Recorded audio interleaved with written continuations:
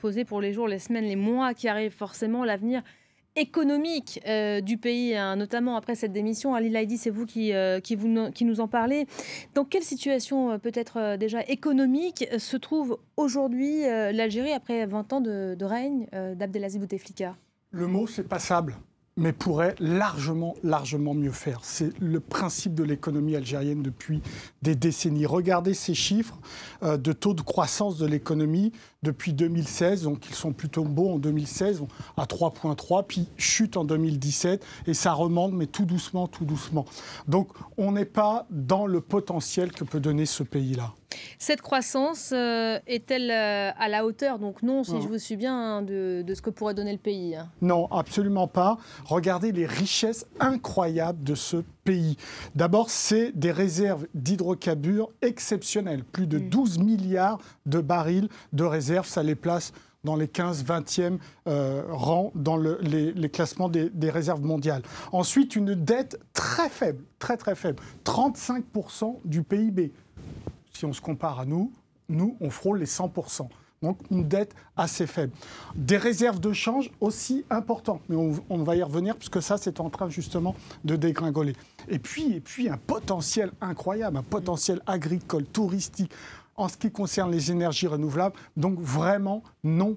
Les chiffres ne sont pas à la hauteur du potentiel de ce pays-là. Et forcément, c'est souvent le cas. Ses faiblesses se trouvent dans ses forces aujourd'hui. Voilà, la malédiction du pétrole, c'est ce qu'on retrouve un peu partout. Donc une économie qui n'est absolument pas diversifiée, qui repose entièrement sur les hydrocarbures. 3 chiffres très simples. Les hydrocarbures, c'est 22% du PIB, c'est 95 à 98% des exportations et c'est 2/3 des recettes fiscale. Évidemment, on ne peut pas tenir avec ce genre de chiffres.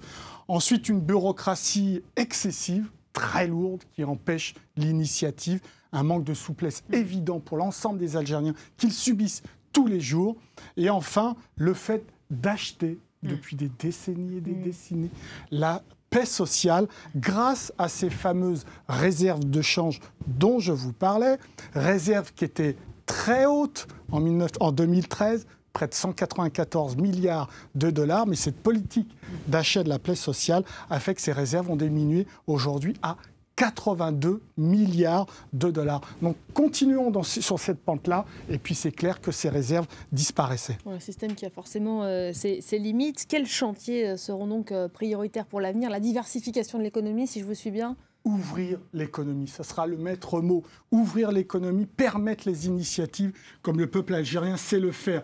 Donc d'abord et avant tout des dossiers très précis. Lutter contre la corruption. Si on prend le classement Transparency International 2018, l'Algérie est classée 105 sur 180 pays. Donc il y a un énorme travail à faire sur la corruption.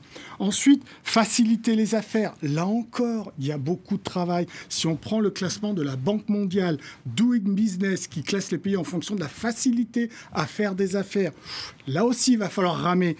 L'Algérie est classée 157 sur 190. Le tissu des entreprises algériennes pose problème. 90% du privé, c'est des micro-entreprises et la plupart de l'économie informelle, donc qui ne passe pas dans les tuyaux classiques, etc. Ensuite, attirer les investissements étrangers. Oui, il va le faire, il va falloir le faire. Et il s'y était mis, c'est vrai, dans la loi de 2018. Rendez-vous compte, l'Algérie postule depuis 1987 à l'Organisation mondiale du commerce. Elle n'est toujours pas entrée à l'OMC. Encore l'année dernière, il y avait à peu près 851 produits qui étaient interdits d'importation en Algérie.